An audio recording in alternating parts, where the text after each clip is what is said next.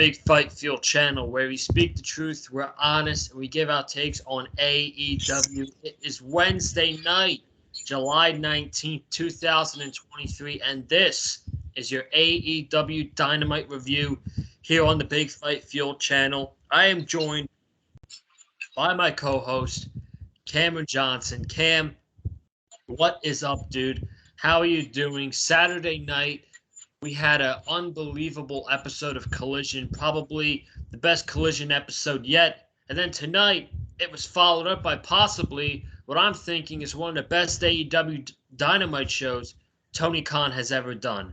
How you doing, brother? I am doing good, man. I'm doing good, man. Glad to be back here. Glad to be back on the Big Fight Field channel, man. AEW Dynamite tonight, Blood and Guts edition. This is a great edition of AEW Dynamite tonight, man. Only what? 4 matches? Only what? 3-4 matches on the show? Yeah. But they were everything they were supposed to be. So this is great. This is great. This is a great show. That Blood and Guts match was awesome. And, it's just that, man. Let's get the review started. Yeah, I loved it. I know some people didn't like it. That's on them. That's their opinion. But some people out there didn't like the match. I loved the Carnage. I thought the ending was a little bit underwhelming, but besides that, I thought the match was absolutely amazing.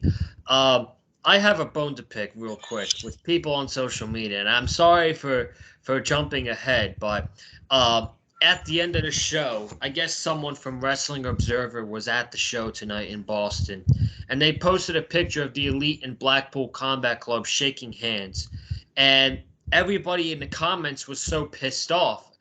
I don't understand, Cameron. I don't understand why these morons are all pissed off. Do you not know what the meaning of the Blackpool Combat Club is? Do you not know what the Blackpool Combat Club is all about? They're about gaining your respect. If you go to war with the BCC and you bleed with the BCC, guess what? They have earned your respect, and the Elite earned their respect after 6 or 7 months of feuding. 9 months between Moxley and Hangman, where the feud started all the way. I don't get why these morons are making unnecessary comments. Like, you don't watch the show, clearly, because you don't know what the Blackpool Combat Club has been all about for the past over a year now. It bothered me, man, so I had to get that off my chest. I don't know why. I don't know what's so easy to not. I don't know what's so difficult to understand about that. If you go to war with the BCC and you bleed with the BCC, then they earn your respect, and they have earned the Elite's respect after feuding for 6 months. I just don't understand why people are pissed off by this, man.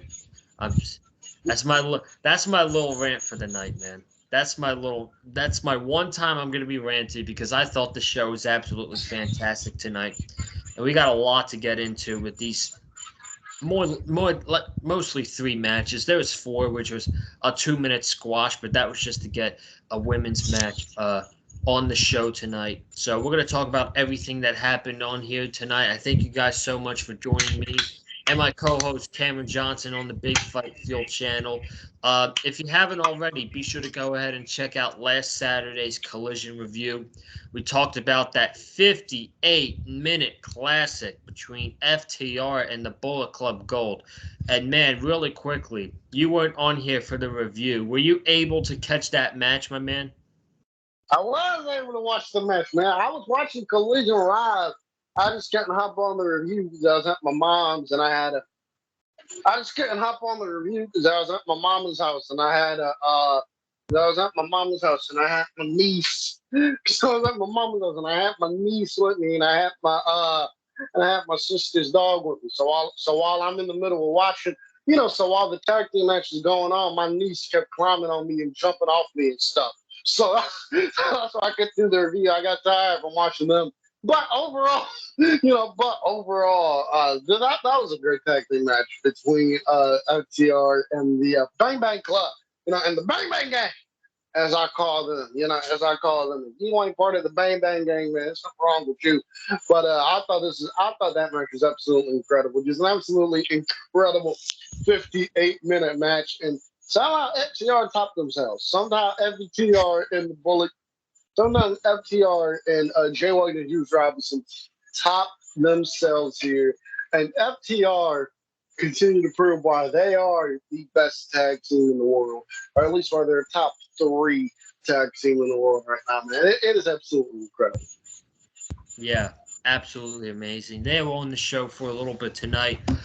We'll talk about it when we get to them, but this, first off, before we get into anything, shout out to that crowd in Boston in the TD Garden.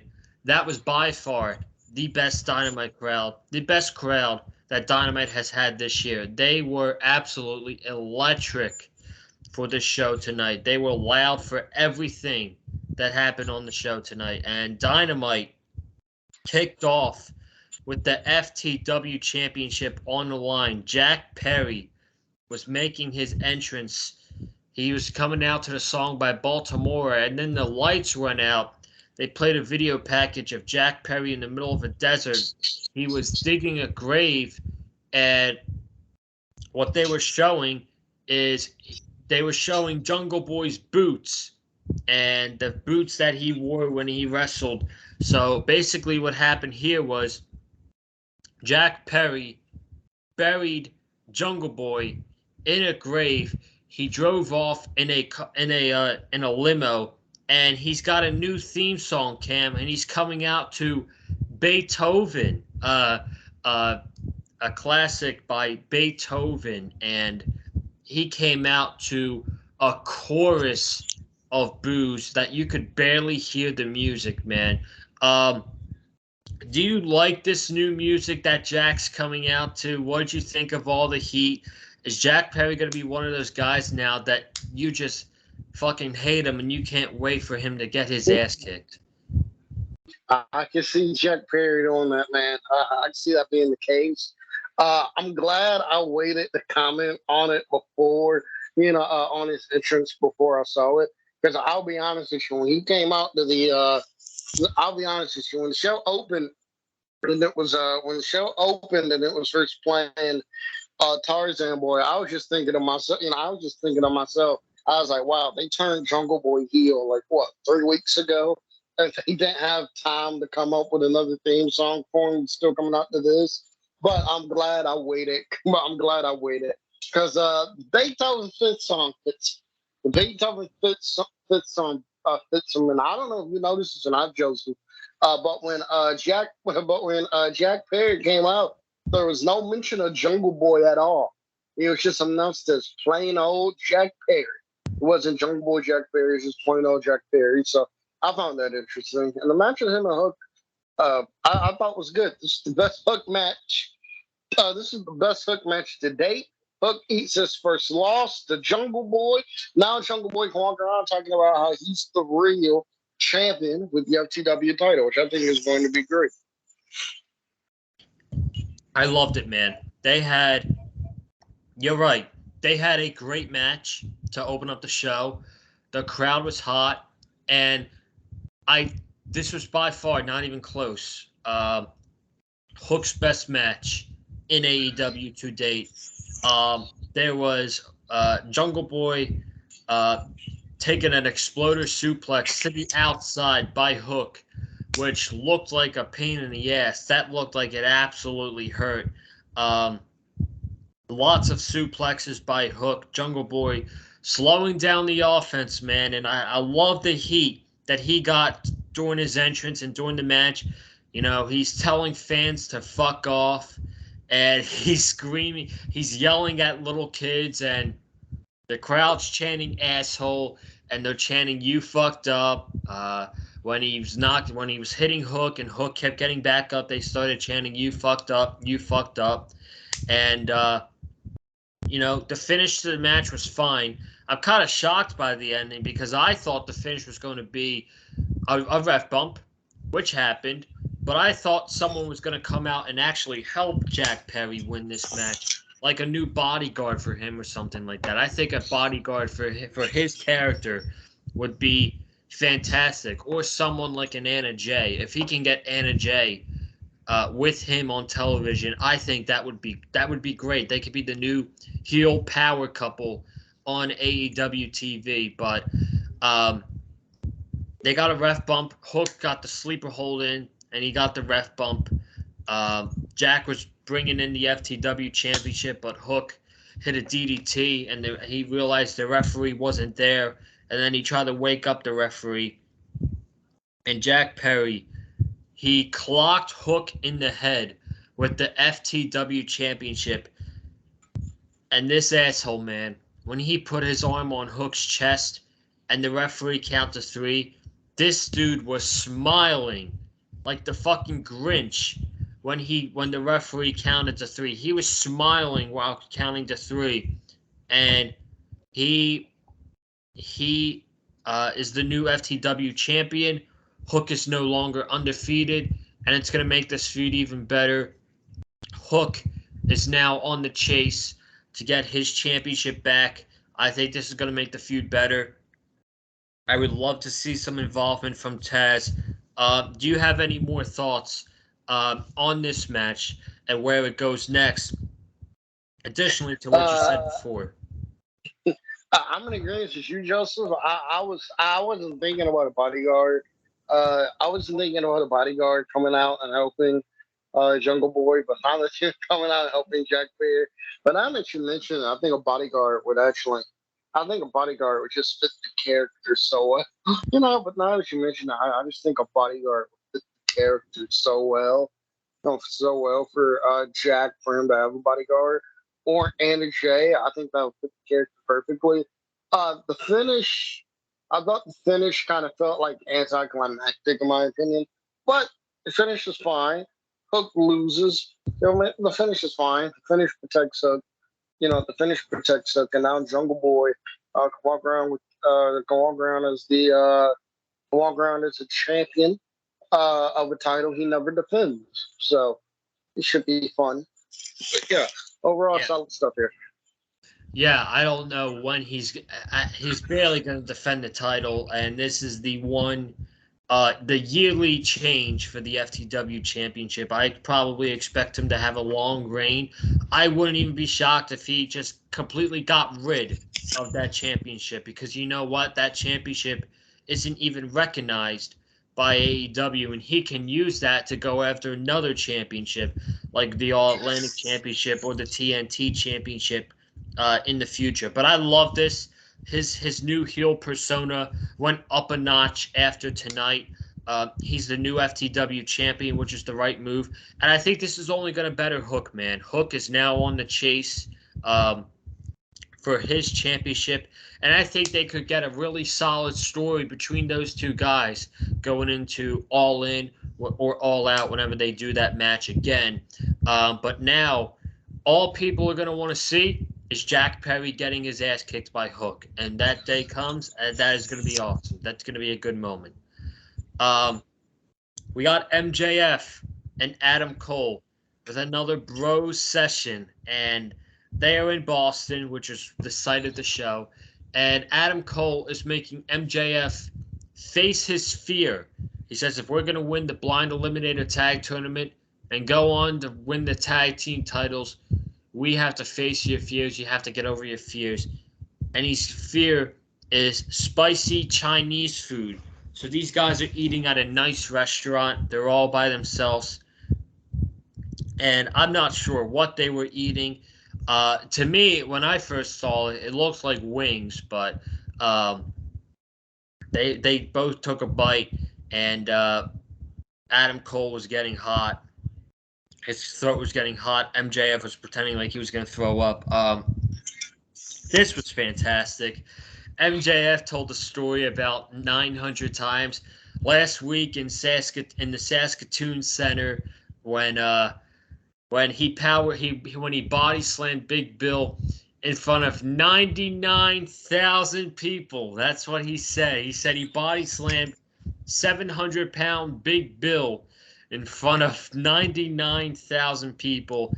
Adam Cole was rolling his eyes that He's told his story over and over again. They both then get drinks, and the food is so hot they're sipping the drinks as fast as possible, and and the waiter tells them.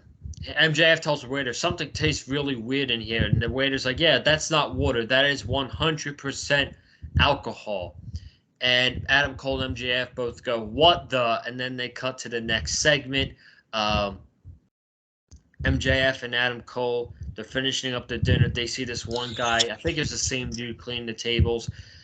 They make fun of him, and Adam Cole mocks him with some joke with Sammy Guevara, and MJF mocks him with some joke for Daniel Garcia, and they say they're both going to move on to the finals with the double clothesline, and then they pretend to go hit the waiter with the double clothesline, and that was the segment. Fantastic stuff. This is absolute gold. This is the best thing in AEW right now. Heck, this might be the best thing in all pro wrestling. And it fucking sucks, Cam, because they're gonna break up next week. It's coming. It's coming. It sucks. But man, what did you think of another bro session between these two guys? I thought this was a tremendous segment. I thought this was a tremendous segment. Them eating wings. I like the thing, them eating wings. I like the thing Adam Cole and MJF are real ones. They're sitting there eating, are real ones. And they're sitting there eating boneless wings. Because that's what I had tonight while I was watching the show. That's what I had tonight while I was watching the show. Because boneless wings are the way to go. Because boneless wings are the way to go. So I would like to think that they had some boneless wings. But with my experience with Chinese food, they probably just have very spicy sesame chicken or something like that. Like very spicy sesame chicken or something like that. But I thought this segment was fantastic. A fantastic segment for the best thing going in wrestling. Adam Cole and MJF. Yeah, it is. It's absolutely fantastic, man. I love it. We'll get more into it tonight because what they did in this match was was unbelievable too. And we'll get to it really quickly because Britt Baker had a squash match. She was out there for 2 minutes and she beat her opponent. Nothing much to add to it. It was in and out for Britt Baker just to get a win under her book and to get a women's match on the show. And now we can move on because MJF and Adam Cole, they do you want to give any Mets on the Britt Baker match or do you want to move on? No. All right, cool. So Adam Cole and MJF, they're backstage with Renee Paquette, and MJF, he's like, I got a surprise for you. I got a gift. We're gonna wear matching gear tonight out in the ring. And Adam Cole's like, no, I got a surprise for you too as well. And he's like, I got us matching jackets out to the ring. And Adam Cole's like, I got one more surprise for you, but you got to wait till we get out to the ring. So MJF's like, oh, you can't leave me on that, dude. So Garcia and Guevara versus Adam Cole and MJF. Garcia does his dance for his entrance. The Garcia dance is really over. The crowd loves it. He's getting over, which is a good thing. Love to see it. MJF comes out. Well, first off, Jericho's coming out. This is how you know how much the crowd loves babyface MJF. Jericho comes out. He does an entrance because he is going to be on commentary for this match. He tells the production team to cut off Judas. He doesn't want the crowd singing Judas. And the crowd starts singing it anyway. The crowd continues to sing Judas. And as soon as MJF's music hits, the crowd stopped, and this pop was massive for MJF. And he does his little finger point, and his own theme music plays. But it's a mashup between his and Adam Cole's theme music.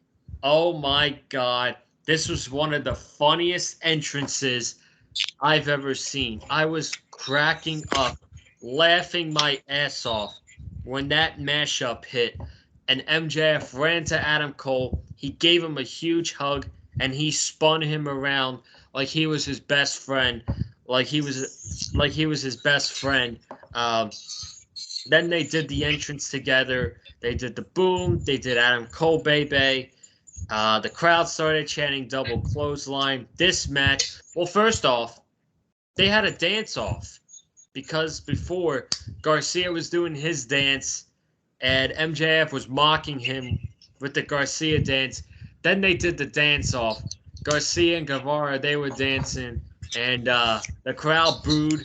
MJF started dancing. They got booed. Adam Cole started dancing. Now, I love Adam Cole, but I wish I would have never seen Adam Cole dance. I never want to see him dance again in my life because that was truly bad. Um, and then MJF's like, stop, stop, stop. You're not a dancer, bro. You're not a good dancer. And then Garcia and Guevara attack Cole and MJF to start the match. This was unbelievable, man. This got me laughing my ass off. And when AEW, you don't get sports entertainment every week. You're getting it with this feud with MJF and Adam Cole. When they want to do it, they they uh they knock it out of the park. They absolutely do. And for all the morons on Twitter, it's like, oh, well, if this was WWE, you would be hating on it. And like, we get sports entertainment, we get this kind of shit from WWE every week. Every week on Monday Night Raw, you see Otis shaking his belly in the middle of the ring, and the crowd is going crazy. So let the crowd go crazy for this too. This was just having a good time. And if you hated it, you don't like fun. You don't like a little bit of fun in pro wrestling. Cam, what did you think about all this stuff before we get into the match? Man, I thought the dance off was tremendous. That was my favorite part of it. I was laughing my ass off over the two of them having the dance off, man. Man, this is absolutely great. Man, the dance off that was absolutely great. It's one of those things in wrestling that, is just so over the top corny that, you gotta, gotta love. It's, you gotta love. It's one of the reasons why I am a proponent of sports entertainment. Am I wrestling? Am I wrestling? Not every week. Am I wrestling? Not every week. But I think when it's done, I think it can be great, which is what we saw, which is what we obviously saw tonight.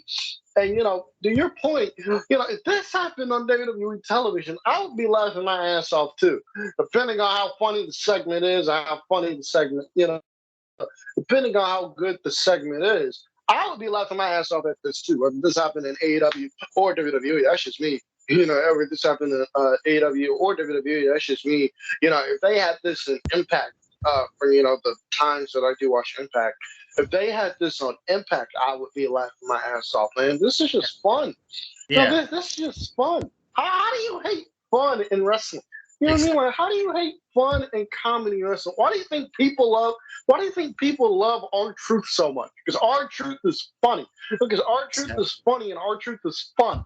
The man goes out there, when he's out there, he gets a rock star reaction. Why is that? Because the comedy that R-Truth does is great.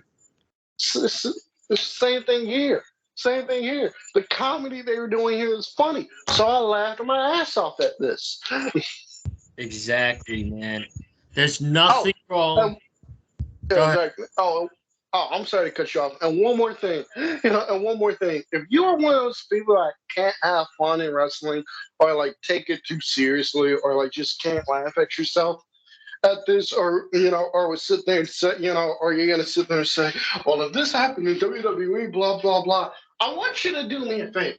I want you to go to Peacock, pull up Raw from 2004, or go to YouTube and watch the musical chairs segment from WWE television. The musical chairs segment from WWE television, which is still one of the highest rated and one of the best, segments in Monday Night Raw history. They play musical chairs on Raw, and damn it, Ric Flair and Chris Jericho in that segment were so damn entertaining that they pulled it off. That they pulled it off great, and it's still remembered to this day. So if you have an issue with this, you just don't like fun, man. I don't know what to say. Yeah, I was about to say, not everything in professional wrestling needs to be serious. You have some fun once in a while, man. It's okay. Not everything needs to be, oh my God. If this was WWE, people would hate this. No, man, it's just about having fun. That's all it is. Literally all it is. Um, so we get to this match was awesome. This was just a good time, man. Garcia and Guevara had a lot of close falls. They were really close to winning this match. But this is all about MJF and Adam Cole building up to the double clothesline. They were about to hit it to Sammy Guevara, but Guevara ducked and he hit a double Spanish fly onto MJF and Adam Cole. That was a great spot. And then Adam Cole, he hit the Panama Sunrise onto Daniel Garcia. Garcia, he he lowered the boom for Garcia, but Garcia rolled out of the ring. So he rolled out of the ring to prevent the boom. Sammy was going for a top rope cutter, and he got a super kick right to the face by Adam Cole. And Adam Cole, he gave another one to Garcia for good measure. He wanted MJF to hit a tope. He wanted MJF to hit a tope, just a suicide dive onto the outside of the floor. MJF hesitated at first. He didn't want to do it, and then and MJ and Adam Cole gave a super kick to Guevara for good measure, and then he lifts up the ropes. MJF hits a suicide dive, and this Boston crowd went nuts. They went nuts for this dive, man. And then finally, they got Garcia in the ring, and they set up for double clothesline. Irish whip to Garcia, and they connected on the double clothesline. 9,000 people at TD Garden erupted for this double clothesline by Cole and MJF. MJF pins Adam Cole, and they win the the blind eliminator tag tournament, and they get a shot at the AEW tag team titles next Saturday on Collision. Now the aftermath, there was some tease. Adam Cole was going to give MJF his world championship, but he looked down and he glanced at the AEW World Championship before MJF got in his face. He started pushing him. He's like, "What are you doing? Why are you looking at my championship? What are you trying to do?" And Adam Cole was just like, "I'm just trying to give it back to you, man. I'm just going to get it to give it back to you. That's literally all I'm doing." So the crowd chants, "Hug it out." MJF and Adam Cole hug it out. MJF smiling on his face. Adam Cole goes to the top rope to celebrate. MJF, he's got a frown on his face. He looks mad. And then FTR comes out and they start trash talking with MJF and Cole. They do a face-to-face confrontation, and hopefully we'll get a promo between these guys Saturday night on Collision. Um, this match was awesome, a great time. They finally hit the double clothesline.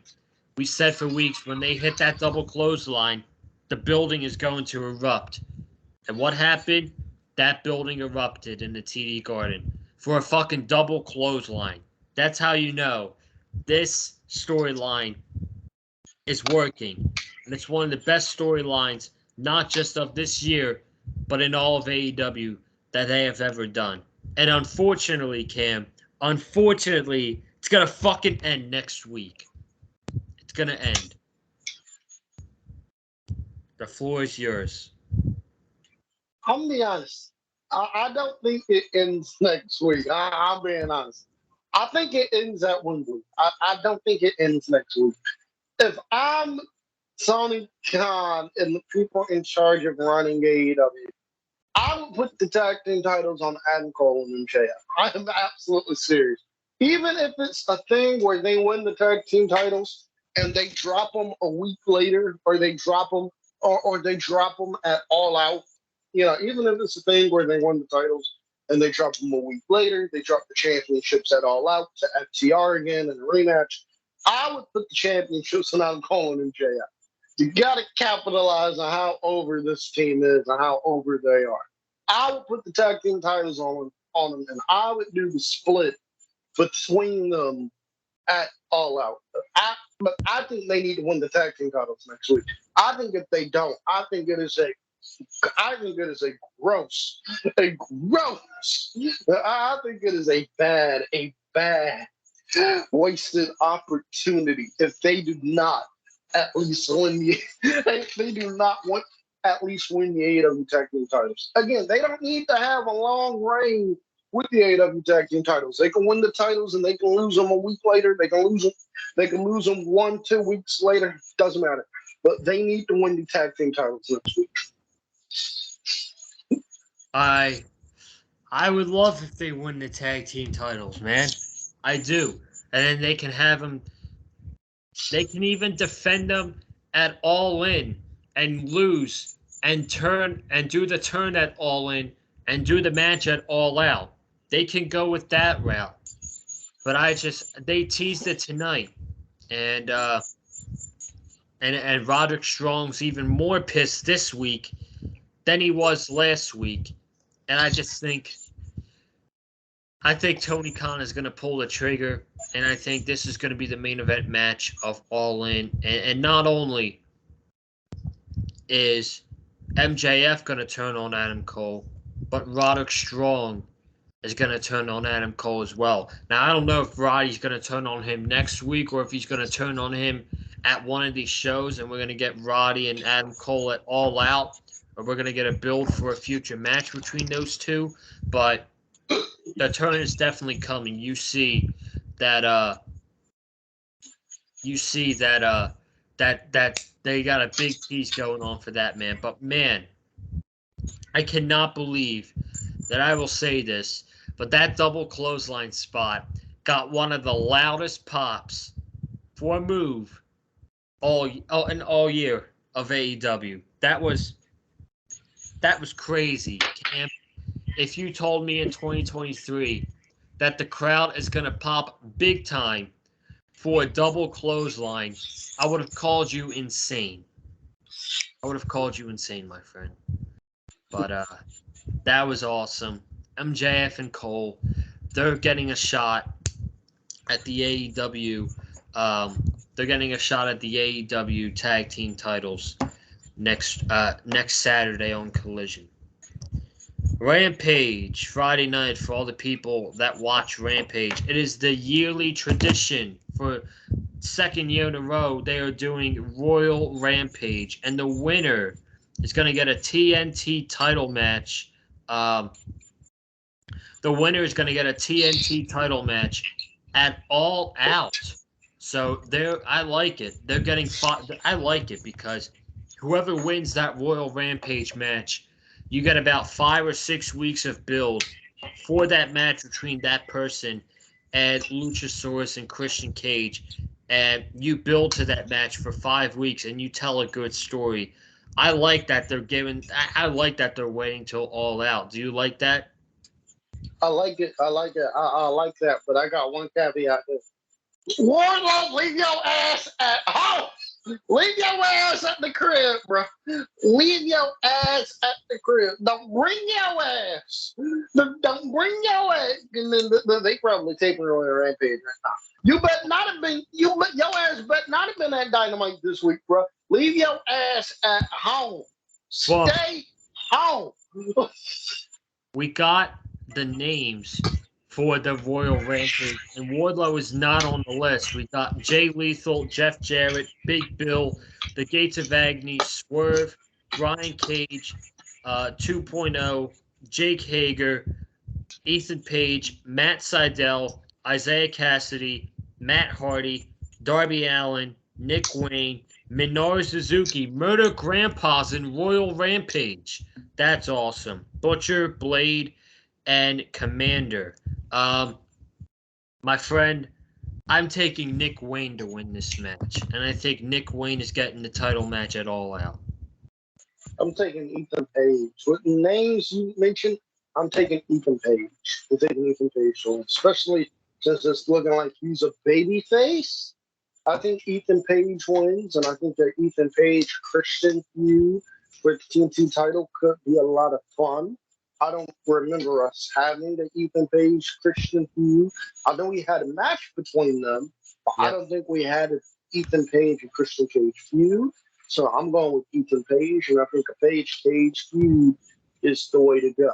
Because I think that would be I think that match good. I think the promos linking up to it would make for a very fun time. So I'm going with Ethan Page. I see the vision, and I like it. They could go with Darby, but you know what? Darby's had so many opportunities. Darby's had so many matches for that TNT Championship, and someone else could use that match way more than Darby Allin can. So we got that. By the way, I got one question. You read out the names for all the guys in the Royal Rampage. Why the hell is Keith Lee not in this match? He would be a good winner. Keith Lee versus Luchasaurus. That would be awesome. Why the hell is Keith Lee not in this match? Why? Unless the man has some injury we don't know of. Why is Keith Lee not in this match? That's all I want to know. I don't know, man. He should be. Keith Lee versus Luchasaurus for the TNT title. I would like that. I would like to see that, but we also got Marina Shafir against Chris Statlander for the TBS Championship, and the Acclaimed and Daddy Ass versus the QTV crew. I don't care. And then on Collision, they got one match announced. It is the Acclaimed against the House of Black for the Trios Tag Team titles. Again, just a reminder, I will be at AEW Collision Saturday night at the Prudential Center, and I will be doing a vlog too. I'm very excited. My first AEW show since Revolution 2022, and I'm sitting floor. I'm sitting 11 rows from the ring, which I'm very excited about. So you guys will get a vlog for that on Saturday night, and I'm hyped for Collision on Saturday night. Looking forward to it. Main event, Blood and Guts. This was the main talking point throughout the day on social media. All the build for tonight, all the hype for tonight around MJF and Cole and their match and this Blood and Guts match. The match started off with Claudio and Kenny Omega. And before we even talk about this match, I liked the way they did the entrances. I thought it was very cheesy when they did both teams standing by ringside and they wait for each member to get in the cage. I thought it was very cheesy doing it that way. I like the separate entrances for each guy when their music hits. I like that. So we had Claudio and Kenny start this thing. Then we got Pac in the match, and the entire match, he had beef with Claudio. So we'll talk about that when it gets to that point. Hangman Page then came in this match. He came in on a House of Fire. Then Jon Moxley. And when Jon Moxley came in, all hell broke loose. This guy came in with a fork, and he stabbed Kenny Omega in the head. Excuse me. And he stabbed Hangman Page in the head. And he did it again. Somehow Hangman wasn't bleeding from that. I don't know how. But he came in stabbing both of them with forks. And then he had a bag 3 minutes into the match. He had a bag, and he dropped a bag of broken glass in the ring. Jon Moxley truly is a sick fuck. He went 8 minutes and 45 seconds into this match without bleeding. So there's that. He came in crazy with the fork incident. And then he was slammed onto the broken glass, as was Claudio with a Hurricane Rana by Nick Jackson. Claudio was the first, and then a pile driver by Moxley, or a suplex by Moxley. And Nick Jackson hit his arm. Omega went into the glass. So they used that glass pretty well, and it stuck to their backs, especially Claudio. When he hit that Hurricane Rana and he landed on the broken glass, you could see that glass all stuck on Claudio's back. Gross sight to see for sure. Wheeler Yuta was next. He came in with a chair. He started jabbing Nick Jackson in the head with the fork. That's when Nick Jackson started bleeding. Matt Jackson came into the match, and he started the match taking out Pac. Then Moxley, he started taking out the Young Bucks at the same time. Konosuke Takeshita was the last member for the Blackpool Combat Club in this match. He also came in with a steel chair, and Kenny blocked his steel chair shot by giving him one of his own, or he was about to, and then Takeshita gave him a punch to the face while he was holding the steel chair. And while this was going on, this was the craziest spot of the whole match, in my opinion. Jon Moxley, on the opposite side of the ring, he brings out a bed of nails. I bet he had to get that one approved by Tony Khan, because my goodness, a bed of nails on AEW television. I could not believe what I was seeing, man. So he's got that set up in the corner. Kenny's fighting off. He doesn't want to go into the nails. He put his foots up. Moxley fights him off, and he gives him a missile drop kick into the nails, and then he lays down the bed of nails, and he gives him a body slam right onto the bed of nails. And I don't know why Kenny was doing this, but he was laying on the nails for like 2 minutes after he was done, after he just got power slammed onto the nails. And then finally, the last member of the Golden Elite came out, Kota Ibushi, to a big pop. Remember, when was the last time Ibushi wrestled? I think it was 2 years ago, right? Yeah, outside. Yeah. Yeah, so he wrestled 2 years ago. He's fighting off the BCC. Moxley is in the ring, and he's got buckets of blood pouring down his face, and he's standing on Kenny Omega's hand with the nails, and Ibushi's going at Moxley, and he body slams. He gives Moxley his own karma. He actually kicks him in the chest, and Moxley falls onto the bed of nails. He then gives him a shooting star or a backflip into the bed of nails, which it looked like he hurt himself on that one. You could tell, seeing him in this match, it was awesome to have him. I loved it that he was a part of this match, but he looked a little rusty in there. I'm not gonna lie. Ibushi did look a little rusty in that match. Then somehow, during the entrance, Wheeler Yuta, he got out of the cage because he wanted to go fight Ibushi.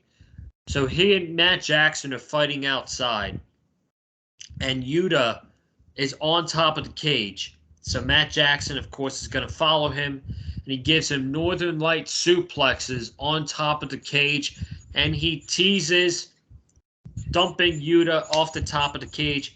Yuta prevented it with a DDT, and then Yuta he left the top of the cage. And then there was they were brawling in the ring. They were doing whatever, and Pac and Claudio were setting up for double power bombs onto Hangman and Nick Jackson, and this was very creative.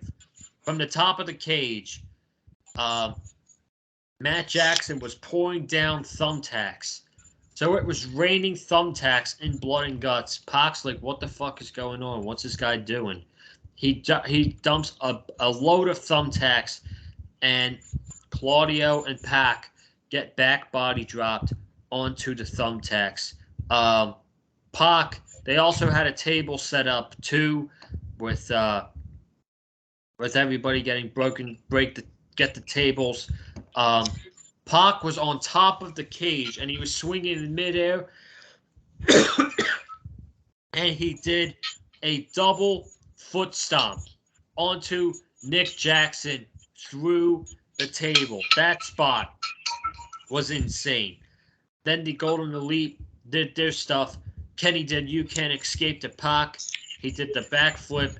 Then Hangman did his shooting star. Matt Jackson did an elbow drop, and Nick Jackson did a 450 onto Pac. That spot was really nice. And then Kenny was going for One Winged Angel. Pac got into the rings. The Black Arrow, I think it's called. I don't remember his submission name. The Rings of Saturn. There we go. And everybody was in their submission holds. And then I'm gonna go to the end of the match here. Pac and Claudio, they started continuing their beef. Pac was puffing his chest. They were pushing each other around. Willa Yuta and Mox were trying to play peacekeeper, and Pac was like, you know what? He did the middle finger to Claudio. He's like, fuck this, I'm out of here.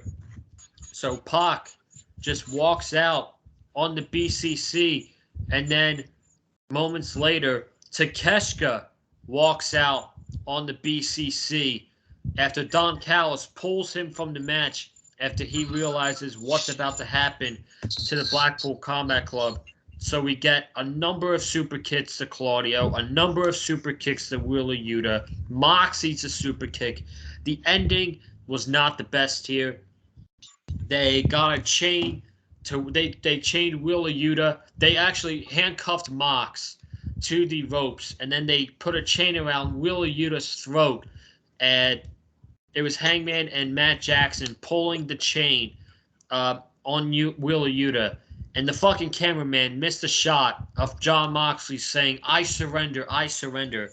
It had me thinking Willa Yuta surrendered, but they missed a shot of Moxley saying, I surrendered to save Willa Yuta. So Jon Moxley surrenders to save Willa Yuta, and the Golden Elite win blood and guts.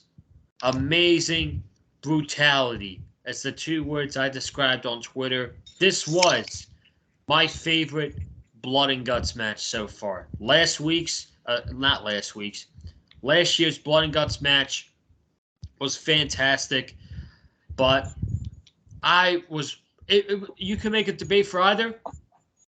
If you want to say last year's match was better, I got no issue with that, but I love this match. I love the inclusion of Ibushi.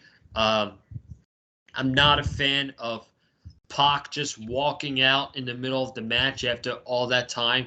Takeshita, I could kind of see because Don Callis, he's a prick, and he's trying to save Takeshita from this mess.